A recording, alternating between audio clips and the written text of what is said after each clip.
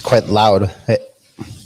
What's up, everybody? Welcome back. Glad to be here. Sorry about the little bit of noise in the back. Just got cleaning up the dishes from dinner, and but that's okay. Well, it's okay. Sure you can still hear me just fine.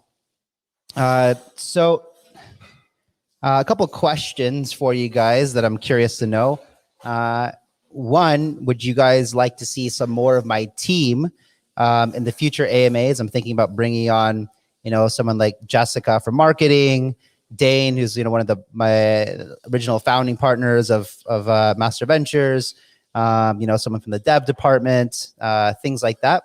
So that way you can ask specific questions when it comes to technical things or marketing things, and we can get some more color on those things. I just had one of our weekly dev meetings right before this AMA, and that was quite exciting.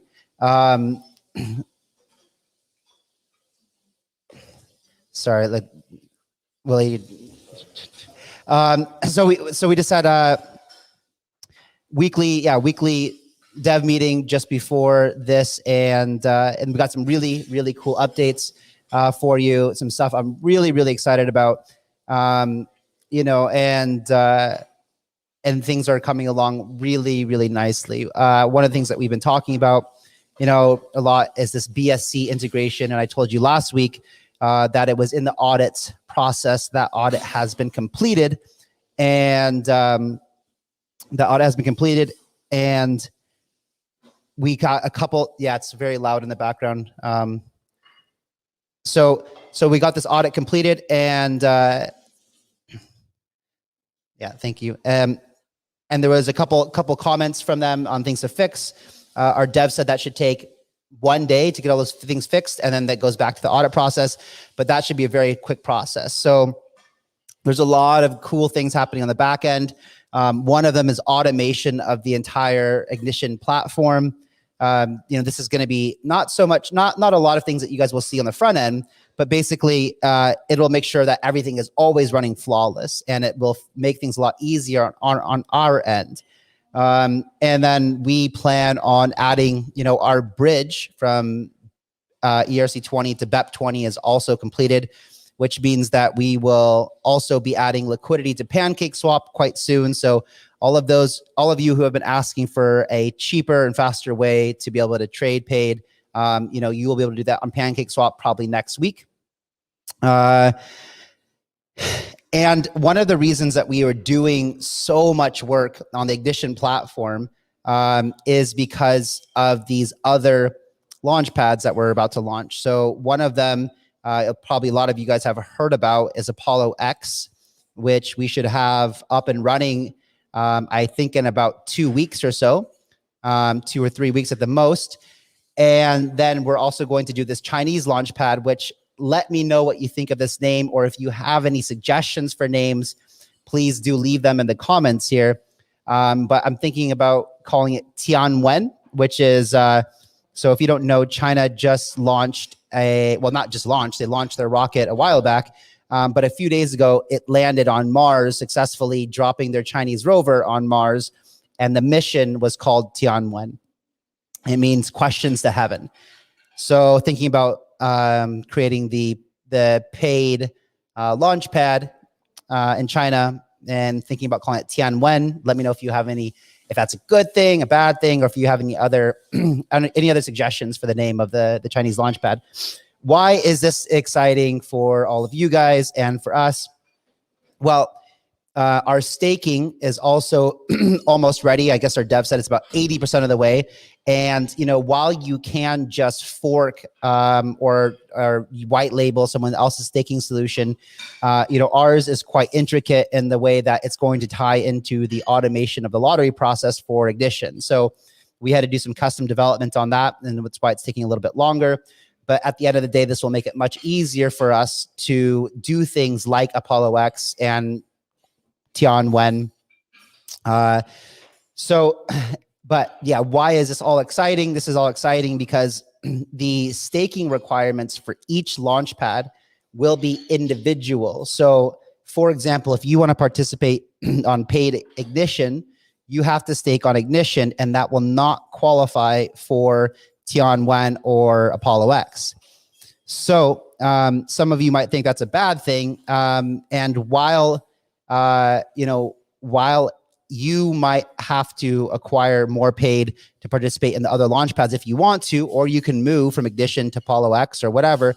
But at the end of the day, what it does is it opens up an opportunity for 2 new launch pads for entire new audiences. So imagine the kind of demand that we have on Ignition and multiply that by 3 of token supply or token demand. So I expect that, within the next month or so, we should have a significant amount of demand for the paid token.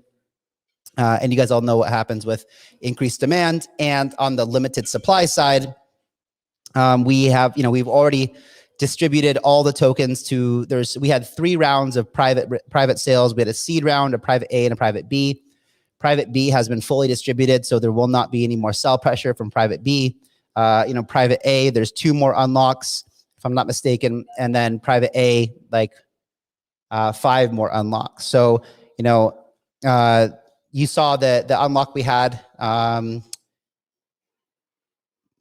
yesterday, and it really did not affect the price too much of paid. So you can see that it wasn't a tremendous amount of sell pressure, and that's great. So we're increasing the demand for paid token, and this is obvious, right? Because if you're one of the first people are going, in my opinion, going to be jumping at the opportunity to participate in a new great launchpad. Because there'll be less participants initially, which means you'll have a higher opportunity to getting your lottery tickets, plus Apollo X as guaranteed allocations at different tiers.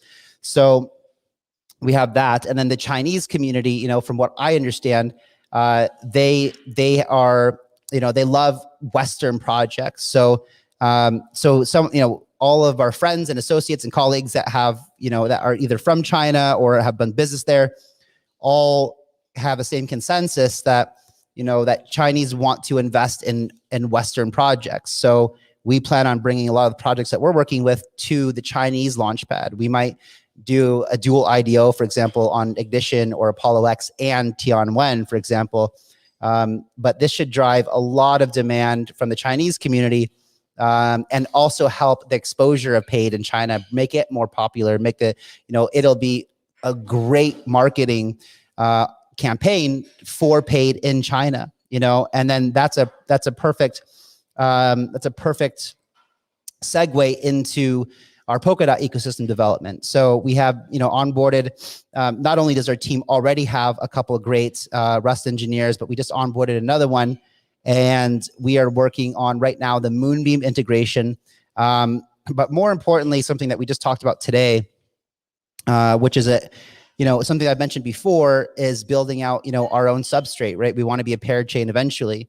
And one of the things that I had with developers look into today is, can we, because we would have our own blockchain, a layer 1, basically on a parachain, what would it take to allow us to be a layer 1 that allows other people to build dApps on top of paid chain, So it would be another layer 1 that could be backward compatible with EVMs, so people could pour over their dApps from Ethereum onto paid chain. And this makes sense for a lot of reasons. One is that we incubate and advise a lot of projects, so we can encourage them and give them incentive to work with us and to build on top of paid chain. So that will give more economic demand for the paid token, because on the paid chain, paid would be the unit of accounts for transaction fees. They would be obviously significant less than something like, Ethereum, maybe more in line with BSC or even less. But basically, if we get some really great projects to build on paid chain, and imagine all that economic demand for paid. So this is still, I guess, 4 to 6 months out, but nonetheless, it's something that we're researching and, hopefully bringing to the works. So that, I think, is a huge update, and really, really excited about that. Additionally, one more thing too, as you guys know, we're building this Master Ventures Polkadot and Kusama ecosystem fund, and that would be, again, a lot of leverage we have for projects that we invest into or advise from that fund to get them to build on paid chain as well. So here are that's just some more updates. Let's see what else. Yeah, I guess that's majority of the updates right now. You know, I'm not sure if you guys have been checking out the other videos on my YouTube channel, but you know, I've been going into a wide variety of topics, you know, from like the state of the current state of the market, my opinion on it. You know, we released one yesterday that was quite interesting, showing you, you know, the time of this correction versus the one in the last cycle, and how they happen almost identically the same time after the halving. So check that video if you haven't. And anyway, with that being said, let's get into, also let me know what kind of videos you'd like to see. I'm also thinking about doing some banter style videos, like crypto banter. That would be great. Hopefully we'll get Ran on here and some other people. You know, I'm friends with, you know, a lot of the people in the space that would add a lot of value to the channel. So, so that would be fun. All right, let's get into the questions. When will be list paid at exchange? So I think I talk about this every single week because the same question comes up every week. When Binance? I don't know when Binance. You know, they invested into us, and it was, you know, organically supposed to happen after that. Unfortunately, they had some reorganization happening in the company, and that has delayed it quite a bit. I have been speaking with several other exchanges, the guys from Kraken, for example. And Huobi, I have another call with the Huobi listing team tomorrow. You know, one of the things that Huobi likes to see is they like to see a presence, a strong presence in the Chinese community. And so it just so happens we will have a strong presence in the Chinese community after Tianwen launches. And of course, the Chinese community is crazy about Polkadot. And so as we continue our journey deeper and deeper into the Polkadot ecosystem, you know, we will become a more prominent name in China. You know, tag team that with the Chinese Launchpad. That is a strong presence in China. Not to mention, all of the projects, you know, that are launching on this Launchpad will be doing their own marketing and talking about how they're launching on paid Tianwen, which will give us even more marketing exposure into China. So I'm extremely bullish about this whole move into China for so many reasons, and I'm hoping that Huobi is as excited as we are.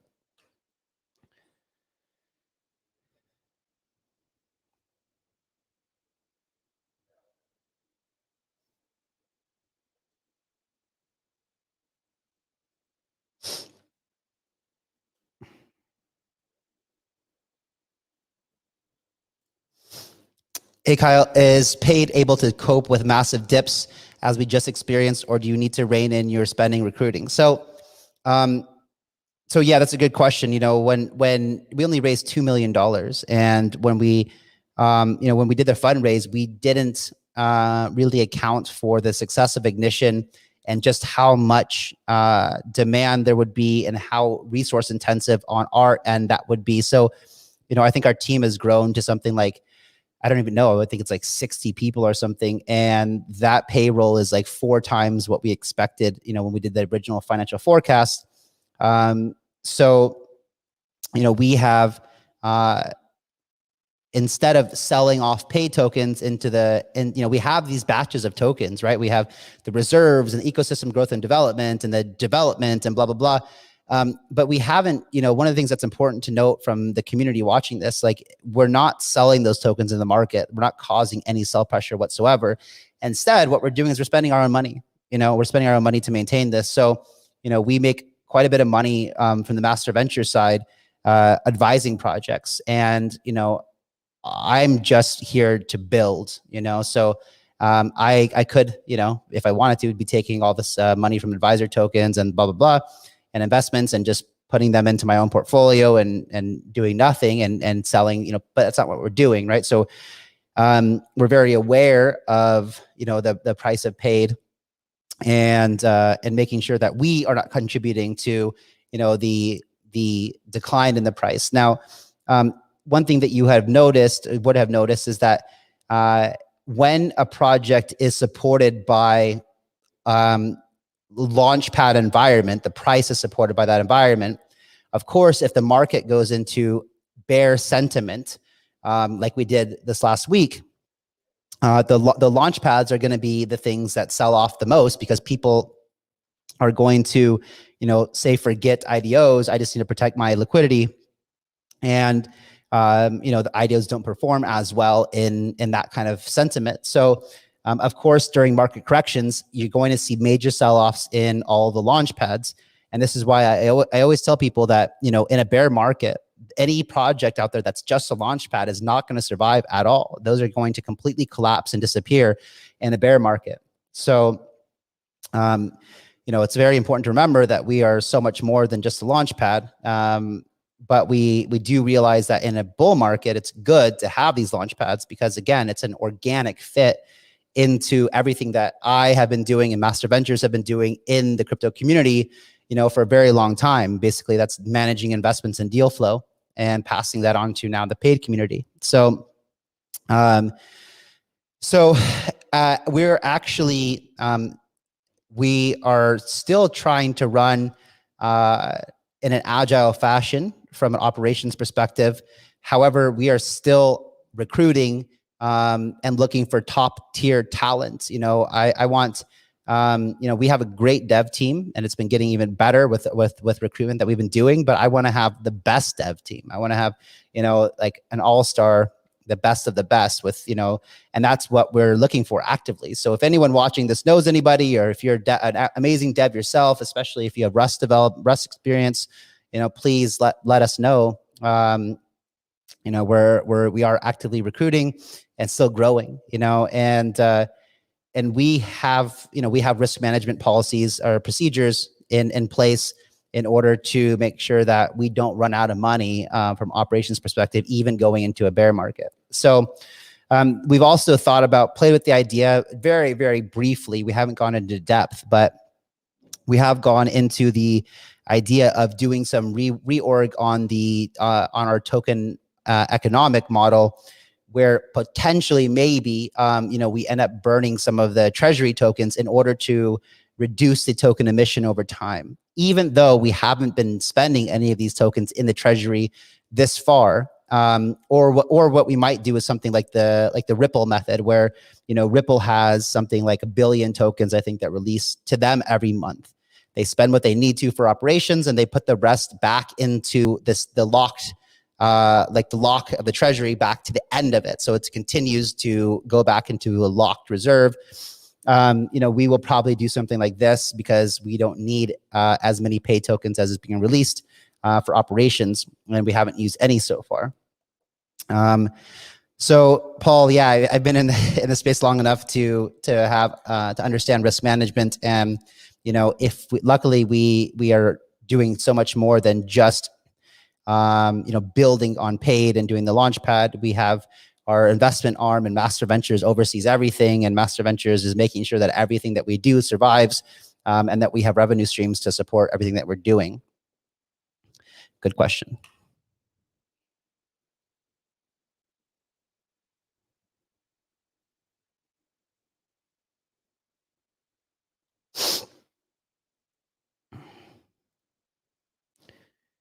Thomas, I don't understand the sequence of your questions here. You said, apologies in advance for the potentially sticky question, but I'm interested to know, I think this is the right order. With current IDO raise sizes yielding a relatively small moon pool, few moon tickets, only 15% of the supply in circulation. I don't know if this is the same question. How do you see pay token combating the dilutionary effect of the tokens coming out of escrow? So Thomas, this is the question that I just answered about the dilutionary effect. So right now there is no dilution coming from at least our treasury or our escrow. Any dilution comes from the private sales. So I don't really understand this question, but I believe what you're asking, I think what you're trying to get at is the fact that we are having on Ignition more and more and more Galaxy holders, and it's creating a really big percentage of the entire pool to Galaxy holders versus Moon holders, and we definitely realize that. This is something where, Apollo X is going to be completely different. You know what I mean? We're going to cap the amount of allocation that people can get, and we'll have guaranteed allocations. One thing that you have to think about from our perspective of operations and really what we're trying to do to be the best that we can be for the community is when you have a model like Ignition, and I think Tian1 is going to have the same model of Ignition, where really, I'm just going to be straight up with you guys, it really is, in favor of whales. And people that realize that people that have been taking their profits and putting them into buying more paid tokens are climbing up the ladder, and they're getting more and more and more allocation every single time. But any of you guys could be doing that, that can roll in, and that's the game theory behind the lottery model for Ignition. It is for people who realize if they accumulate more and more and more paid over time, they can make a lot more money on these IDOs, get higher allocation, better chances of winning and making more money. Even if they're getting a 2, 3, 4, 5, 6, 7x, if you can do that in an hour or two, that's amazing money. That's amazing returns. You can't do that on any other investment, So a lot of people who are really smart realized this, and people were selling, making, taking profits and whatever other investments they made, buying more paid, climbing their way up the ladder to, eventually Moonpool, then Galaxy, then Cosmos. And that's that's the model behind Ignition. And the reason that I don't want to change that model is because if you just paid attention to what I said, it is good incentive to get basically whales or anyone to accumulate and hold paid. We want that. You want that from a price support perspective.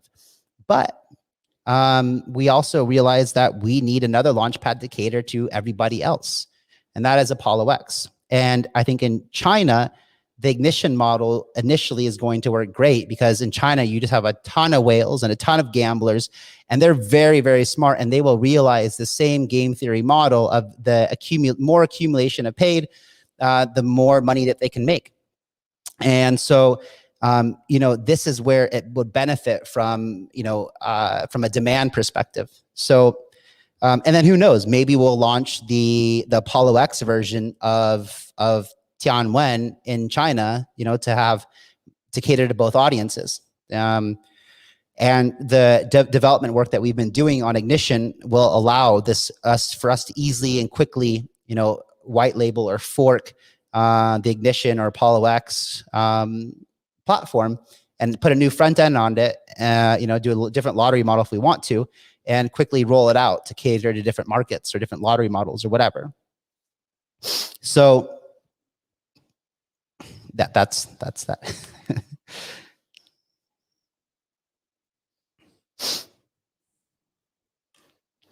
Good morning, Kyle. Good evening, Paul. Let's make paid go to moon after crush. I think you mean crash.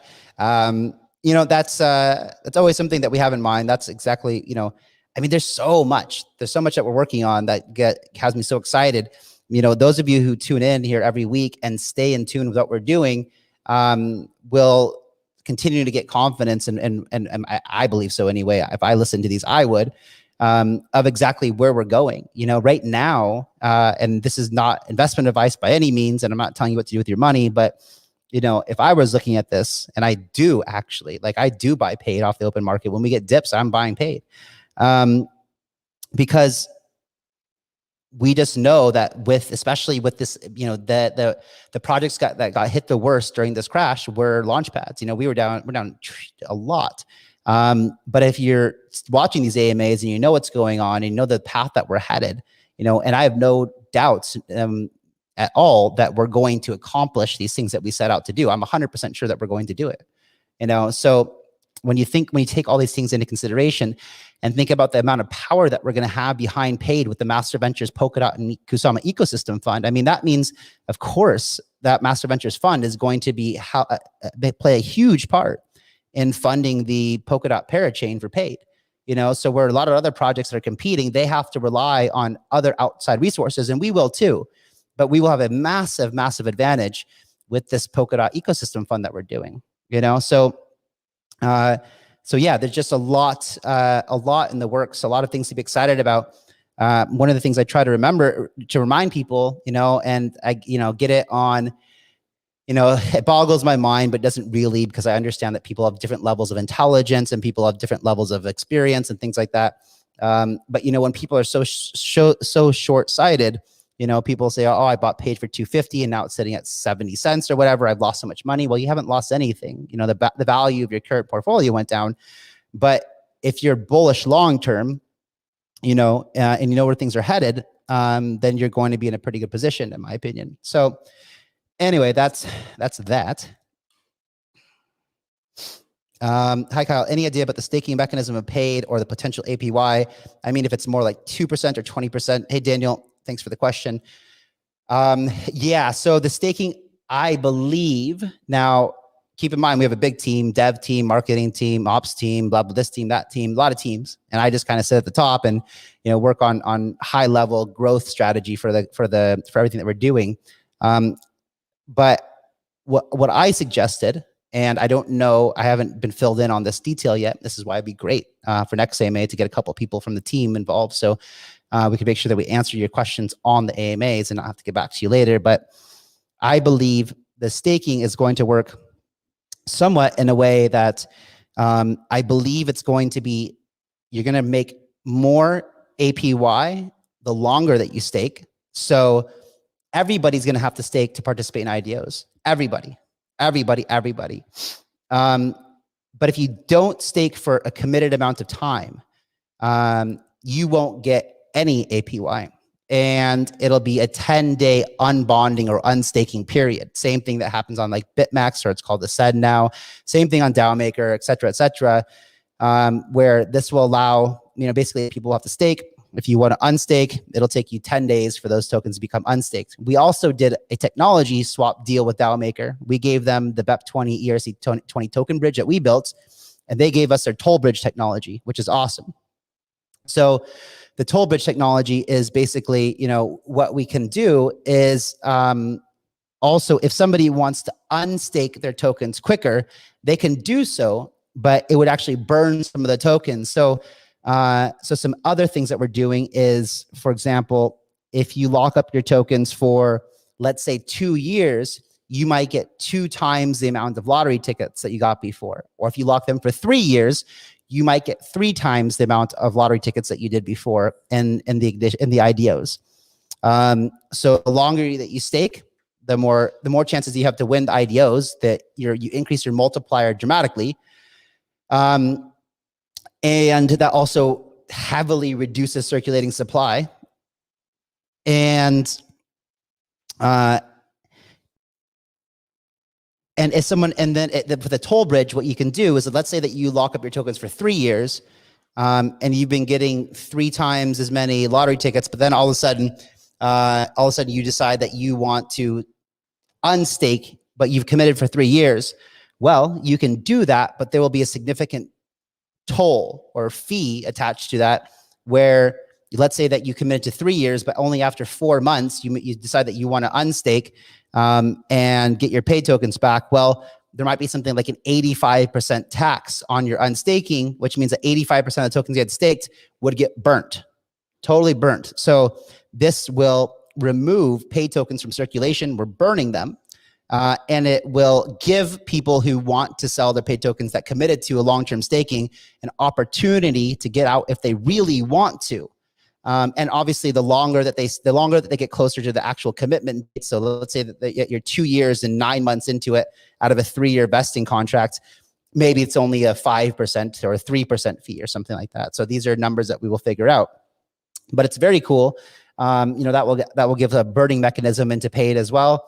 And encourage long-term hodling and really reward people. So on your question specifically, the APY, if you're staking for 1 year, you know, maybe it's something like 5% or 10%. And then, you know, then for 2 years and 3 years, you know, between 10 and 20%, longer, the higher. So maybe the 3 years you're getting, you know, 15 to 20%, something like that. The 2 years, 10 to 15. I don't know the exact numbers yet, but that's that.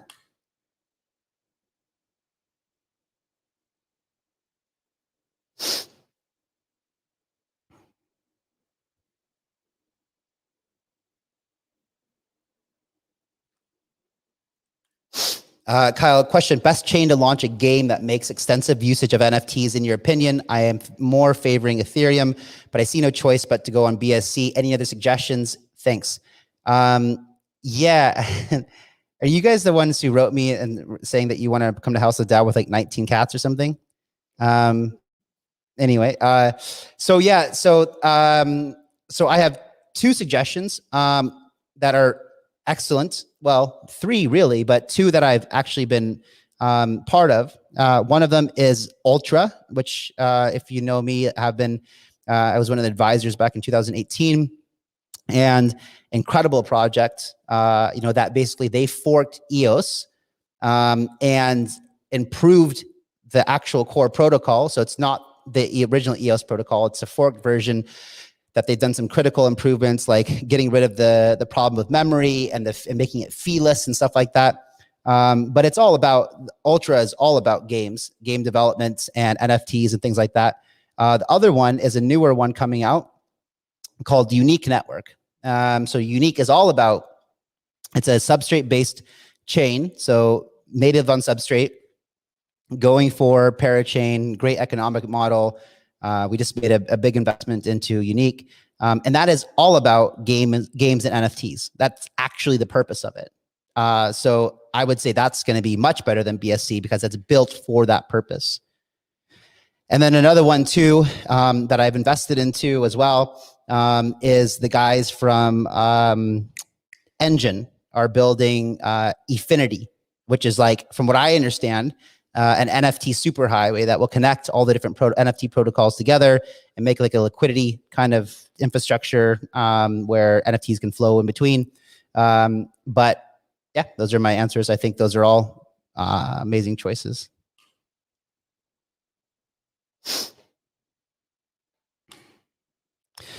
Hey, Paul, a friend in Thailand recently sent a CV for the China Launchpad position. When will you be deciding?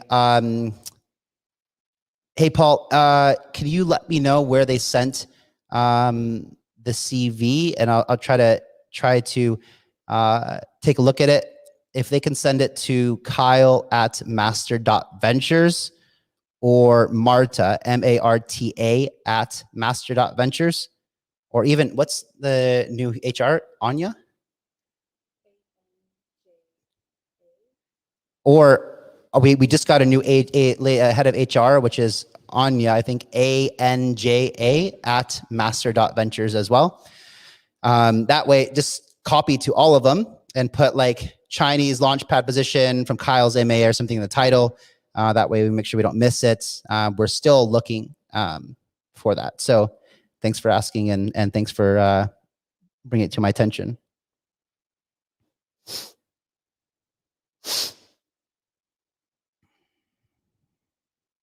Uh-oh, my questions just jumped to the bottom.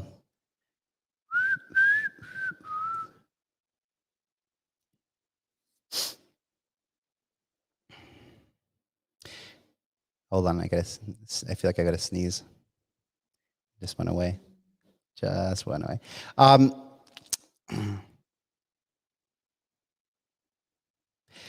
So someone just asked if we're going to do like a yield farming type of thing for paid. No, I'm not planning on it. But one of the things that I think is interesting, I was just talking to my team about this earlier. Since we will be adding, opening up our pool on PancakeSwap soon. If you have paid and whatever our counter currency will be, if it's going to be BUSD or BNB. If you add liquidity to PancakeSwap, you can make good money on the trading fees that happen from PancakeSwap. When we first added liquidity to Uniswap, we made a lot of money from the trading fees on Uniswap. So that opportunity can exist again to become a liquidity provider in PancakeSwap.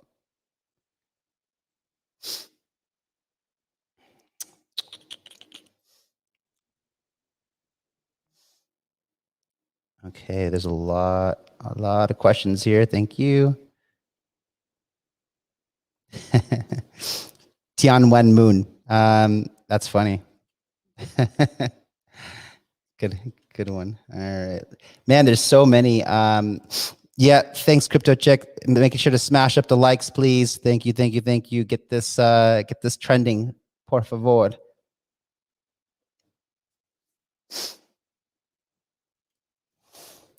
If you do this move, use the same paid. Do not create new token. I agree with strategy as long as you same token. Yeah, of course. So, yeah. I mean, another interesting thing about paid and us is that we're always thinking about new ways to add demand for the paid token. And I talked about one of them earlier is creating our own substrate-based blockchain where other applications can build on top of paid chain, and they would have to be using paid for gas, just like right now you have to use Ethereum for gas or BNB for gas.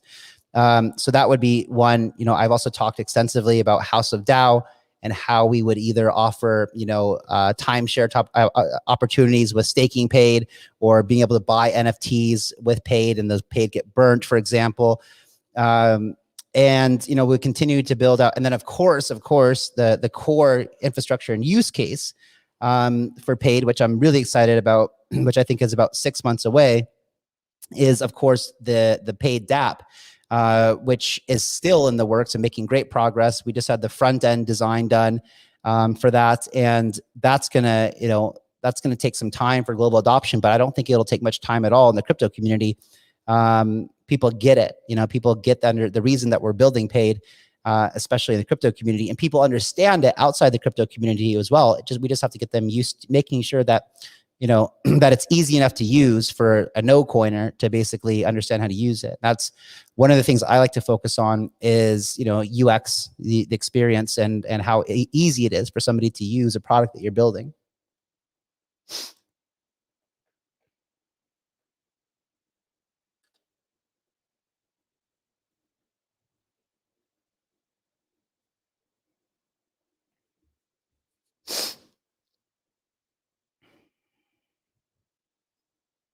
Man, I got to catch up on these questions.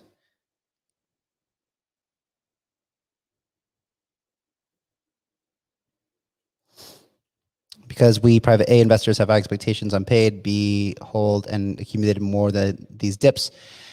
I mean, again, guys, I can't give you any financial advice or anything, but I can tell you some of my experiences, and when in 2017 and 18, I didn't invest in a ton of ICOs. I invested in a handful of them, maybe 2 handfuls in total. And while some of the investments I made declined significantly, the other ones that were huge, things like Elrond, things like Thor Chain, like Elrond, like Ultra, those more than made up for whatever losses I had tenfold, and really it's about a long-term vision, small investment. These were small investments that I made into, it wasn't a lot. I think in Thor Chain, it was somewhere around like $20,000 or something. And I mean, that may be a lot to a lot of you. I understand that, but in the grand scheme of things, just holding that and not selling any of it up until today, or especially, before the crash, I mean, that was enough to retire off of, and that's what it takes really, is having conviction. And in my opinion, supporting really high quality projects for the long run, can be such a better strategy than trying to flip coins and, make money on 2 and 3X's and 4X's and 5X's, blah, blah, blah. Because if you're in something very early, and remember, the price of paid right now is basically where it was trading at 1 hour after it launched. So it's basically back at the starting point, and it's a great opportunity if it's the same kind of thing. I imagine that we will be, I'm quite confident that we will definitely be like a top 20 coin, within the next couple of years for sure. So, anyway, again, remember, not financial advice at all. I'm not telling you what to do with your money. I can't do that. But just telling you some of my stories and my experiences from, the good old 2017 and 18 days, mostly 17.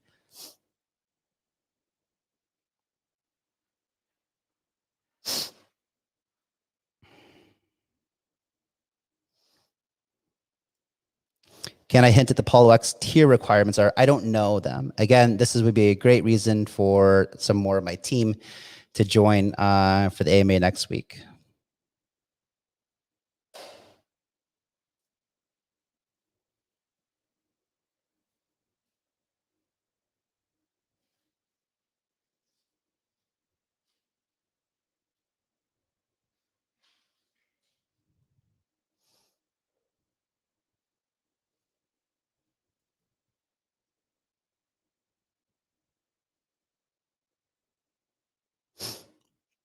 How about asking IDO projects such as BBank to enable the purchase of paid in their app?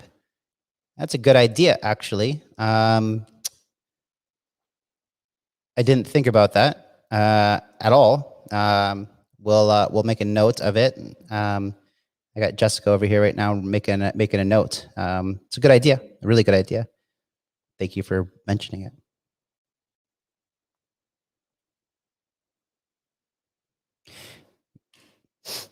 Why Thailand, not any other country? It's not any other country.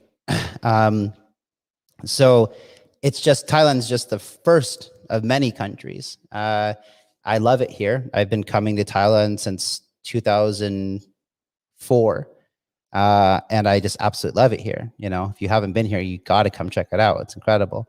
But it's not, the goal of House of DAO is to expand globally to all the coolest places in the world, in my opinion. We have, we have a really amazing couple here who just got here from Spain. They have their project has been in stealth mode for 2 years, but it's very aligned with House of DAO. It's very synergistic, actually. It's a perfect kind of synergy. And I'll leak the name of it, and it's fine to do that because everything's private right now, but it's called Cryptoland. And they're looking at building out their project in Fiji. And it would be, it's something that now we're considering because it's synergistic, doing the Cryptoland and House of DAO next to each other on the same island.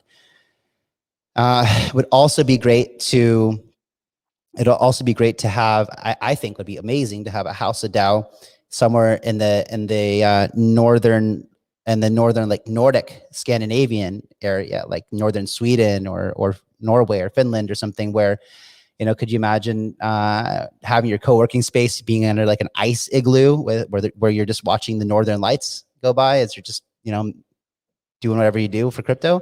That would be amazing. And you can go, your activities could be like sled riding, behind dog sledding, or you can go snowmobiling or ice skating, snowboarding, skiing, ice fishing, whatever, have your super cozy room, with a clear roof so you can, go to bed watching the Northern Lights at night. I think that would be awesome. And I love snowboarding. I love the cold for a change. And so having a House of DAO there and, having a House of DAO somewhere that's really conveniently located to the States, that's not that, so people who want to get the F out of the States can do that. And so either like, somewhere in Mexico, like Tulum, for example, or maybe the Bahamas or Caribbean somewhere, so just some examples. And then of course, eventually, we'd probably want to have some hubs in some higher density areas when there's people that need talent recruiting or something. So maybe it's in Singapore or New York or London or whatever. I wouldn't want to have probably, I don't know, we'll see. I don't know if we have huge ones there, but at least hubs. So when people want to go to the city for some time, they can do that. So yeah, Thailand is a genesis block of this crypto blockchain.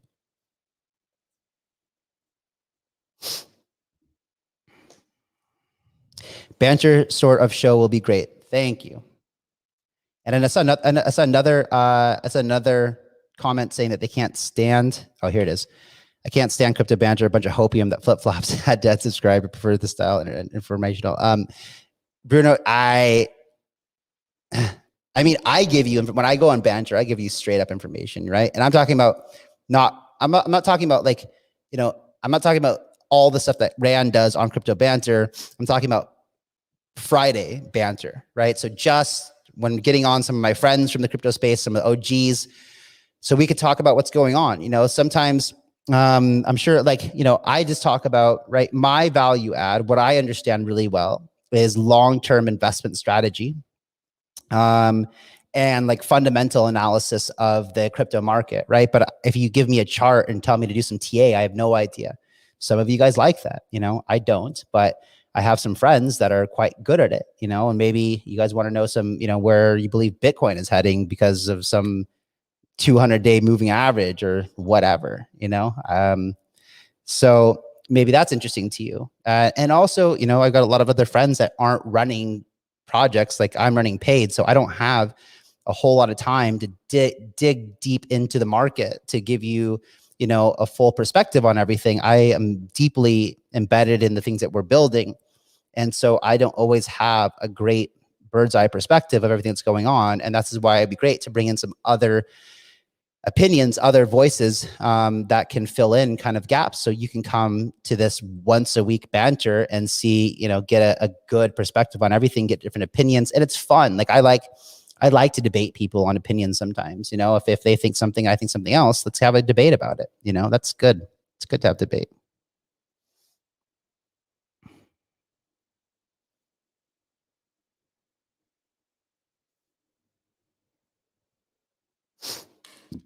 Can we use BEP20 tokens on Apollo X? Yep. So, so both, so everything, right? So Ignition, Apollo X, Tianwen will all be both Ethereum and Binance Smart Chain native.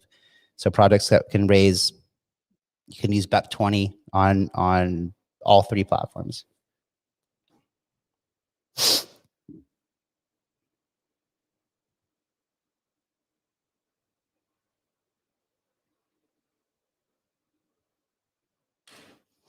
So if we're Galaxy, we'll have to choose between Ignition or Apollo X, right? That's hell of a bad news. Yes, they do. So, so yeah, so that's true. You have to think about it like this. I know that it would be preferable for everybody on Ignition to be, well, you don't have to choose necessarily. You have to stake tokens at each one natively for them to apply to that Launchpad. So if you're a Galaxy holder, Ignition, you can still go get more pay tokens and participate on Apollo X. But if you're staking paid on Ignition, it won't count toward a lottery on Apollo X. What? Does it matter? So,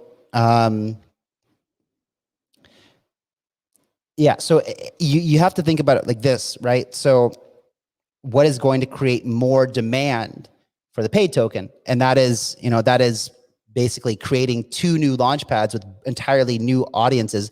That means you got two new launch pads with demand for the paid token. If we just made it so everybody on Ignition could also have access to the Apollo X and the Tianwen projects, there wouldn't be any reason for us to really create new launch pads. It would just be we could just do it all in Ignition already, right? So we're creating new products. It's not Ignition. It's Apollo. It's a brand new launch pad with a different.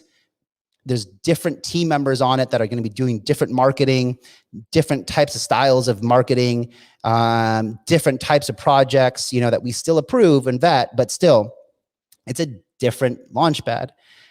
Same thing with Tianwen. They're new products, that luckily, that we're requiring to be using paid token. So I understand the frustration from the perspective of like,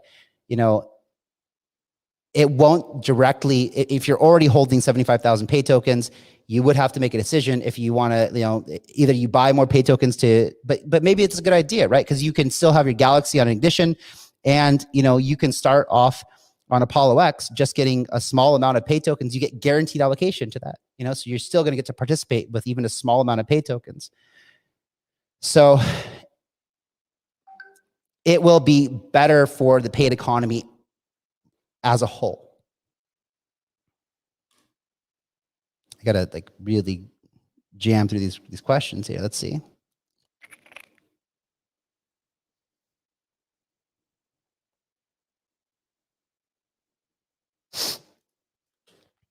Kyle, instead of having to hold additional tokens elsewhere, couldn't the people who did not get it into allocation on Ignition automatically get access to Apollo X? I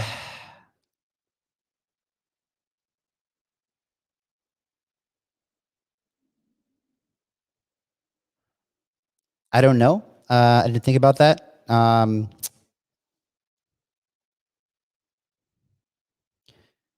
I don't know. It's interesting to frame that. I would need to do some research into the pros and cons of what that would look like. But basically, you know, if you're consistently not getting allocation to Ignition, it probably makes more sense to go to Apollo X. But anyway, that's a good point. We'll have to think about it.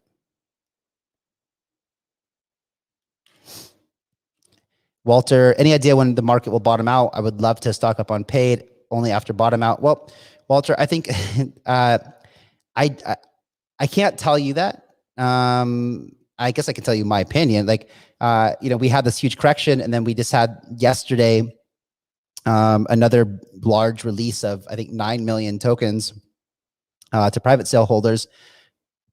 It's hard for me to imagine paid going much lower. Again, I'm not financial advice, and I can't predict the future, but it's already a huge discount, you know? So I don't know. It's always a gamble for anything. You know, I want to accumulate more Bitcoin, more Kusama, more paid, you know, but I can't predict when the market might bottom out. And, you know, if something's already a good deal, like, you know, for example, I got after the big crash, you know, Kusama went down to, I think, 350 or something. And I bought a bunch of it at that price because it was $600 the day before. And then as soon as I bought it, the next day it went down to 250 or something. And, you know, even though it stings a little bit because you know that you could have potentially got it $100 cheaper, at the same time, I know that 350 is still a great deal compared to where I know it's heading. And look, it's already a couple of days later, it's already back to the 350 mark. So trying to time the very bottom is damn near impossible. And if you can get it anywhere close to where it might be the bottom, that's probably a good deal. And don't be upset, you know, if it goes down another 10% below that, whatever, because at the end of the day, you know, in a year from now, we're probably going to be in a much better spot with all these assets, you know, all the good quality ones.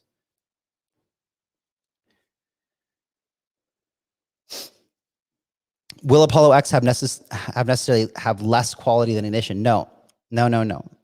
So, no, it'll be different, just different sourcing of deals. Maybe they won't, you know, we have requirements on paid, on Ignition, and we're getting more strict with those requirements. You know, we want to do probably less launches on Ignition, more high quality, more requirements for that. There will be less requirements for these projects on Apollo X. It doesn't mean that they're less quality at all.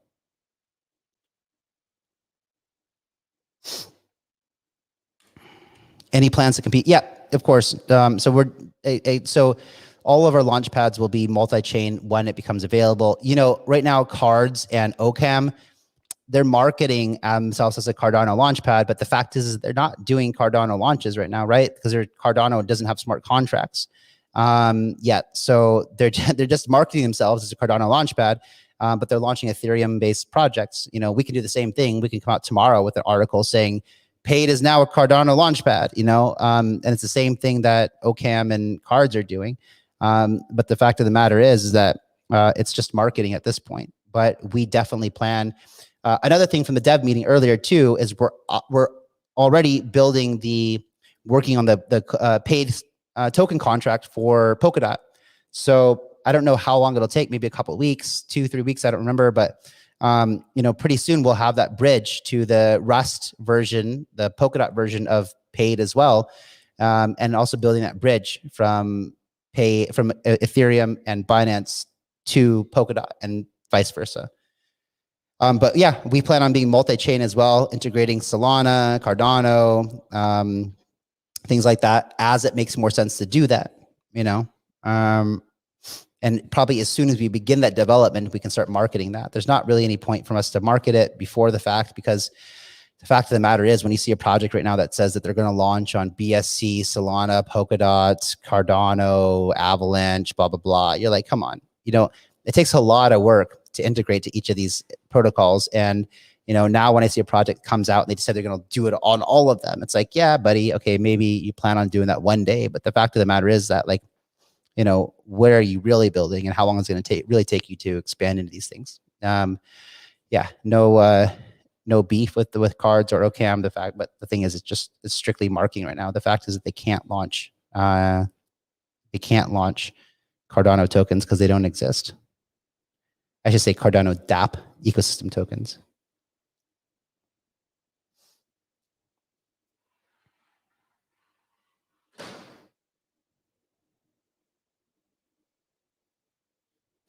Hey, Sven, I don't understand a question. I'd like to see an AMA room with info from paid master ventures, partners, and IDOs on read-only Telegram or Medium. Is that possible?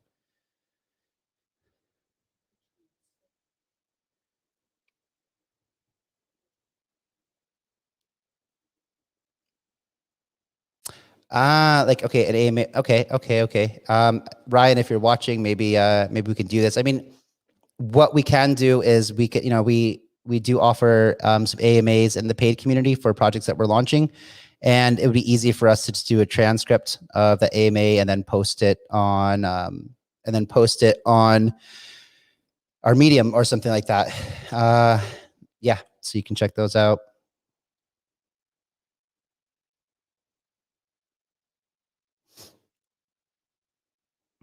This guy, Flip OO. This guy's just a troll. Apollo X canceled, paid worth almost zero. LOL. Flippy, you're going on timeout, buddy. Has been nice having your troll here, but I'm just gonna put you in a little timeout here. There you go. You can come back after you decide to be nice.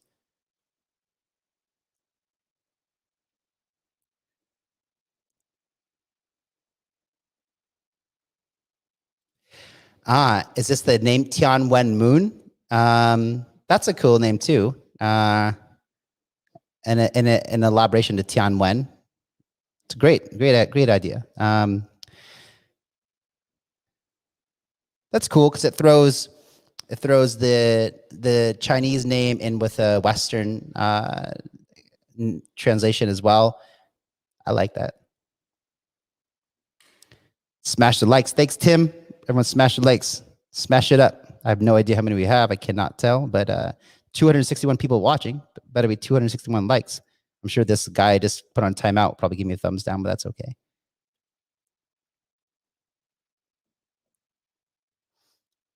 Can we use ERC20 and BEP20 together for Polix? Yes.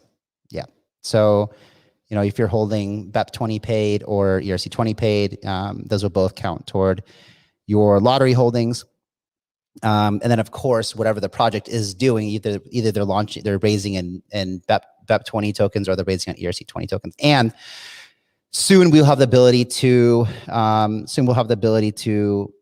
raise in stablecoin too. So I think we're probably going to switch it over, instead of raising in ETH to raising in stablecoin.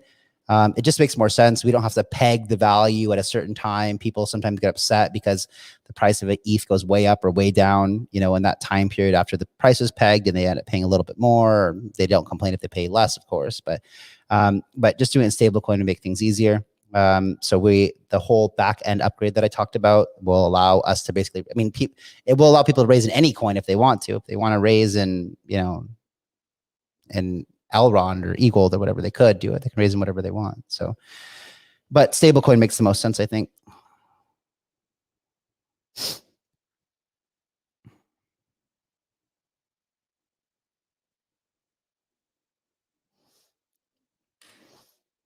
I think you have to be more selective when you choose coins for ignition. Otherwise, your Launchpad ROI dropping, and this is not good for investors. So I agree with being more selective, and we have been. At the beginning of the bull market, anything that you invested into January, February, March, they all did really, really well, and you couldn't lose. But now that things have slowed down a bit, but the fact is that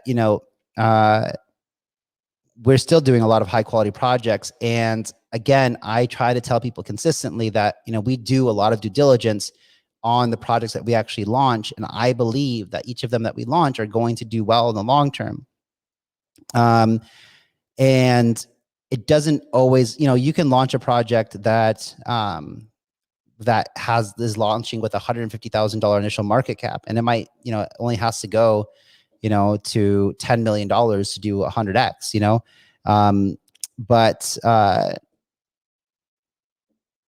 but it doesn't mean that that's going to be, that they're going to do anything. Some projects, some projects launch with their only goal of creating a ton of, and this happened extensively in 2017 as well.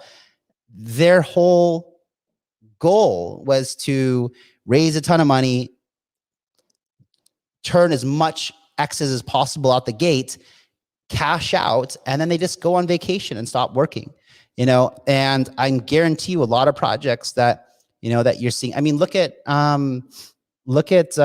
Alice, right? Like, Alice just did a huge multiple at the launch, and then it just never ever recovered. And I'm not saying that they're doing that, but I'm sure that a lot of these projects that are doing high X's on launch, a lot of them, might not be around even in a couple of months.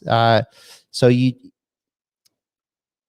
I agree from a marketing perspective, it's important to see that there's high ROI, but and we have gotten more strict in the whole onboarding process as well. Now we're requiring different things from a marketing perspective and making sure the community size and the engagement is good. So yeah, I'm not too worried about it. I think just, once the market turns around, I mean, things will be great. And yeah. Why is Metis DAO so down specifically? I mean, I don't think Metis DAO is down specifically. I think a lot of things, when last time I looked on CoinGecko an hour ago, a lot of alts were still down 50, 60, 40, at the low end, 30% down to 60%. So I don't think anything is down. I mean, specifically, let's just check it out. If it is crazy, is it down 70, 80, 90%? Let's just check it out.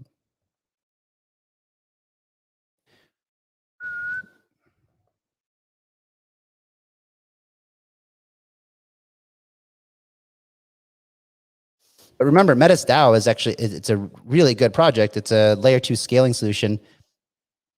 I mean, it's down from all-time high, 46%. So it's, it's on the higher end of the alt right now, but it's not down so much crazier. Trading volume is very, very low. This has to do with marketing, and they have to step up their marketing and do some developer integration. But Metis DAO is a very, very, very high quality project with a really solid layer 2 scaling solution. And we had a call with them earlier today, and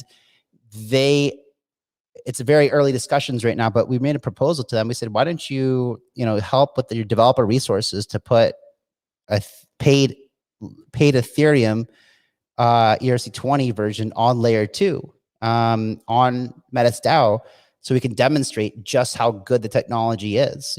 Paid is a popular platform, and that's, I think, what they need is they need to demonstrate how good their technology is. So I think if they do something like that, if we can do ERC20 based ignition launches and have the speed and transaction cost of Binance Smart Chain or better, imagine that kind of exposure. That'll be huge, So I hope that they go for that opportunity to demonstrate the technology, and that's what it's going to take. Look at Polygon. You guys, again, like, you have to be more long-sighted than this very, very near-sighted perspective. You're looking at something that has been in, like Metis DAO, for example, that has been in development for several years and built an efficient layer 2 scaling solution for Ethereum. That's not easy to do. And they just launched, now the technology's in testnet, almost ready to go. And now they have to work on, look how long Matic has been, Polygon has been in development, and in the state, they had been in the state that Metis DAO was in, I think, a year ago or something. So it took them a long time to get the recognition and the adoption of where they have today. But I know the team from MetaStao has been around for a long time and is very connected in the industry. And I think it's just a matter of time before they begin getting adoption and use cases as well. You know, that's my 2 cents on it.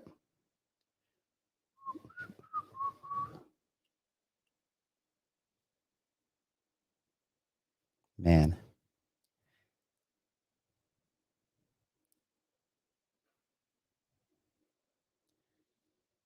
Okay, I'm gonna try to. I'm already over an hour, which is what we normally do, but I know that we have, I'm looking through, scrolling through questions, and I'm only seeing questions from 8:27 right now. So let me try to kind of, big respect on funding paid out of your own pocket. That's why the community stays strong in hard times. Yeah, thank you. Yeah, exactly. I mean, we just keep going, you know. We're very aware of everything, like I said earlier, but thank you for that recognition.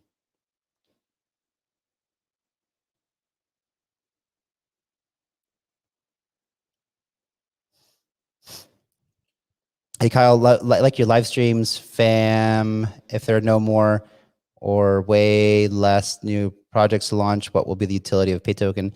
I can't get into it right now, not enough time, but please go check out my past YouTube talking about what is paid network, other people talking about what is paid network. Paid has a huge use case other than IDOs. It's not applicable yet, but no one said that we're going to have less projects. You know, we have 3 launch pads that we're about to have. So if anything, there's going to be more projects launching and more demand.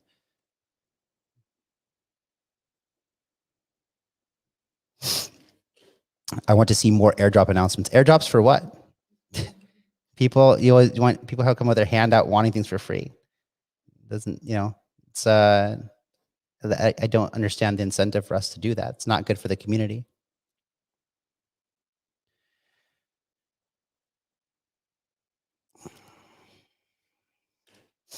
At all the projects that have been on paid IDO, which ones are you most bullish on? Man, you can't put me on the spot like that. You know, like I love all the projects that, you know, that have launched on Ignition, and I can't, you know, favoring it's gonna, people are gonna kill me. But I think if you watch, if you pay attention to stuff I do the most, you'll probably know, because I talk about them quite often. It's like that. It's like if you ask parents, you know, which kid they love the most. I mean, how do you expect them to? I mean, they're happy to tell you behind closed doors, right? But they're never going to tell you in front of the kids. So I just can't. I can't do that here publicly.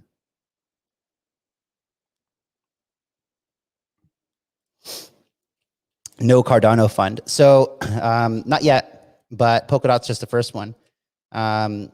We are probably going to copy and paste that model for other ecosystems as well.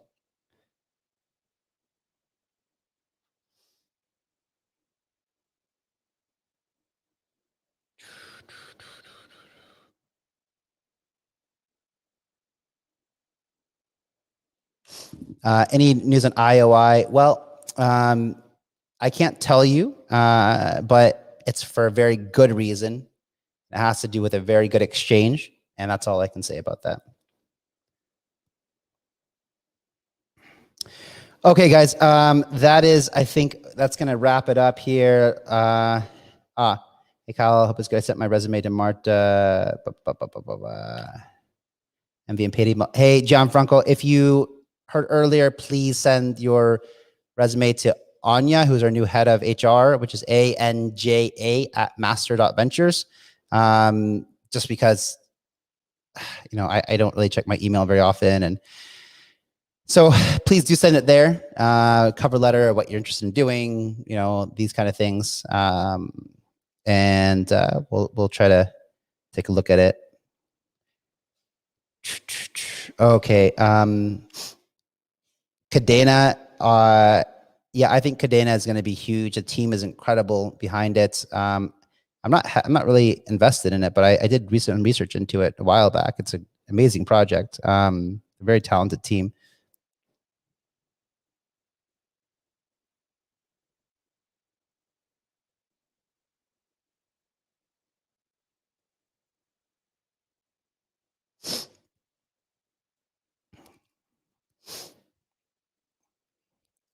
Any comments on Master Ventures investment and per max? It is down 90% all-time high.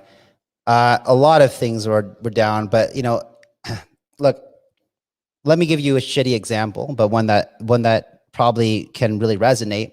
I don't remember when SafeMoon launched, and nor do I really care, but I think it launched somewhere in January. I think it had a little good pump after it launched, and then it went flatline forever.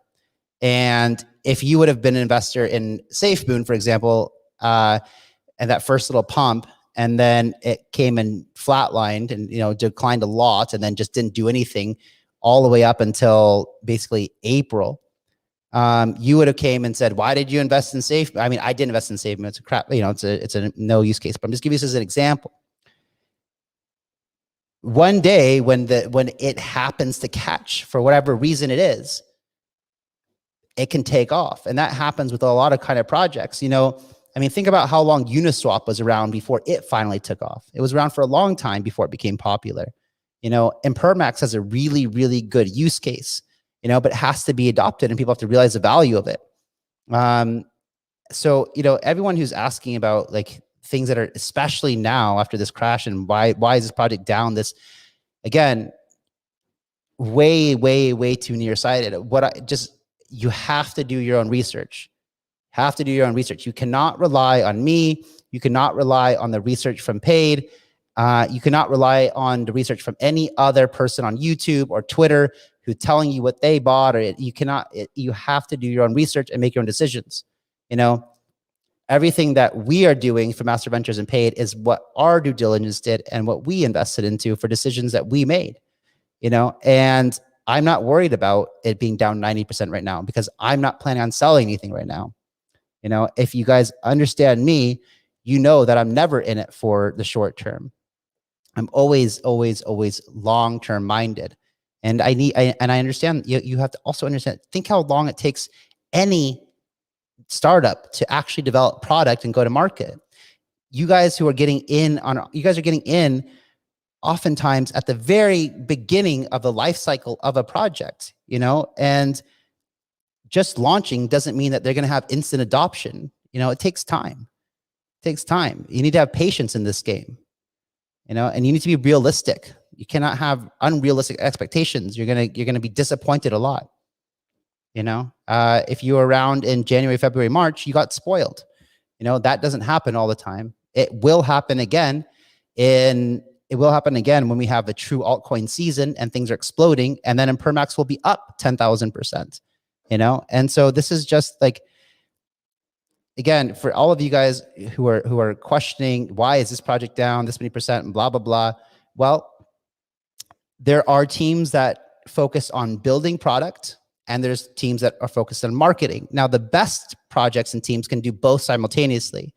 However, sometimes I would much rather prefer a team or a project that focuses on building a great product, developing it, than marketing vaporware, for example. And a lot of projects that do really well, especially we saw this in 2017, were mostly vaporware. They had no product, So a good way to do it, the best way to do it is simultaneously market and build great product, right? But oftentimes, the world, what does it take to build a blockchain product? It takes developers. That is the key, right? That is the key, is talented developers to build product. So I'm okay with a project if they want to build something excellent, and then when they have something that people can use, start marketing it and spending some of the money that they raised to do marketing. Their goal as a project should not be to try to make short-term investors profit. It should not be the project's goal. They shouldn't care about making a 50x on day one. Why? Because it's not good for them. It's not good because it might get some excitement and some attention, but all they're doing is giving incentive for people who don't even understand what the project is about to sell their tokens and just go on to the next project, right? It's better to have slower, steady growth over long term. One of the best projects that I can demonstrate for you to do this was Ultra. I invested in Ultra early 2018 and it did nothing. It stayed at 5 cents for like 2 years. forever, right? And once it started to build to have product that they could be demonstrated, it started to have slow, steady growth. They didn't do any marketing, anything, but the team is absolutely insane, incredible with building one of the best projects, I think, in the world that I think will have the most use cases and adoption. So you have to be, again, long-term minded, and you can't judge you cannot judge a product or a project based on how many X's they did 1 month after launch. That's ridiculous.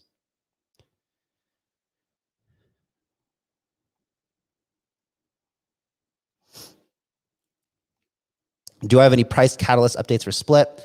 Like I mentioned last week, Split is about to they're getting very, very close to attaching their Polkadot parachain to testnet on Rococo. So I think once this happens, it'll be a huge news. I mean, anyone who's attaching to Rococo is taken very, very seriously as a real serious Polkadot project. You have to have incredible technical competency to build something to attach to Rococo testnet. There's other things too on the NFT front that they're working on that I think are going to be popular, but that's, I think, the biggest one that's coming up. Hey, Max, how many tokens if the stake become an arbitrator? It's a great question. I don't know the answer for that right now. That's something that we still need to do. We came up with these numbers. Back when we did the white paper, but I think it needs to be updated, and some real serious thought needs to be put into it. And we also need to figure out, if it's going to be, how that will work, the relationship from staking paid for IDOs versus staking paid to participate in the paid DApp to become an arbitrator, for example. I think for sure that if you're an arbitrator, you deserve the right to participate in IDOs as well. Because becoming an arbitrator in the paid DApp is one of the most important, if not the most important position or role that someone can play in the paid ecosystem. So yeah.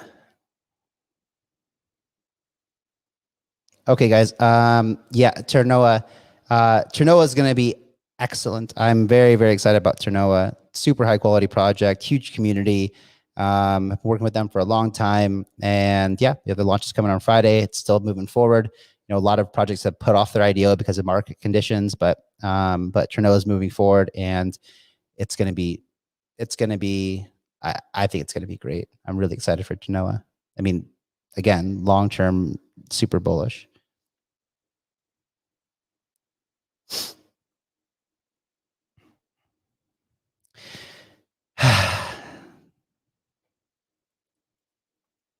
Kyle, so we will become a parachain. If yes, how long will it take? Yep.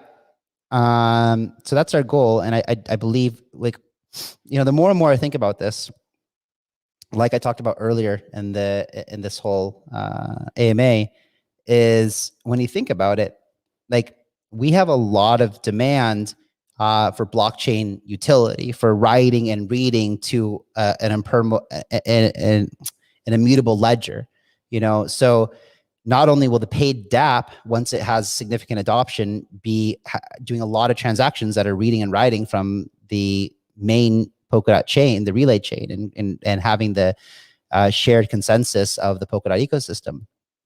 But we have the Launchpads, that will evolve into more mature fundraising platforms that projects can do, full governance models. I talk about sometimes how we want to, eventually roll the Launchpads into full-fledged DICO models, which are, crowdfunding platforms with governance and investor protection and project protection and, ability to refund in case a project stops doing work and things like that. And there's a lot more use cases, and all of this stuff, when we have like paid chain, for example, its own parachain, it gives you a lot of flexibility and freedom to design different economic models and use cases for each thing. Eventually, also, like I talked about too, having a lot of the projects that we incubate or invest into build on the paid chain would also make a lot of sense, because people are going to want to build in Polkadot, but they won't have enough demand to have their own parachain. So they're going to need to build on something, and right now you have options, Plasm, Moonbeam, Akala, Parastate. But why not, if we have our own ecosystem, why not also do paid chain? That's people want to be part of the paid ecosystem, Master Ventures ecosystem, and if we build, Substrate makes it easy for you to build that blockchain infrastructure to allow other people to build on top of. So and the length, how long? So I think that we'll have, the Substrate based infrastructure, the blockchain ready to go, I think in probably a few months. However, we will not be going for a parachain out the gate. More our goal is a para-thread initially, which it's a pay-as-you-go model. So all the same functionality as a parachain, but instead of having to come up with $50 or $100 million initially for a parachain, you don't have to pay anything at first. It's just a pay-as-you-go model. So every time that you read or write from the main chain, you have to pay a little bit of transaction fees and DOT, and that's the way that you should go until you have enough economic demand to go to your own parachain. So anyway, guys, but then also there's a theory that the initial parachains will be far more expensive because of the hype and attention. So maybe if the first ones are $50 or $100 million, maybe the 6th, 7th, 8th, 9th, 10th, 15th parachain will only be $30 million, for example. So we'll just have to see how it goes. But all right, guys, now for real, I got to go. Yeah, ShopX will be massive for sure. All right, guys. Thank you for tuning in. Appreciate it. I will catch you next week. And feel free to write things on Twitter or whatever. Feedback, comments on the video as well, things that you want to see, any suggestions, etc., etc. Take care, and I'll talk to you soon. Bye-bye.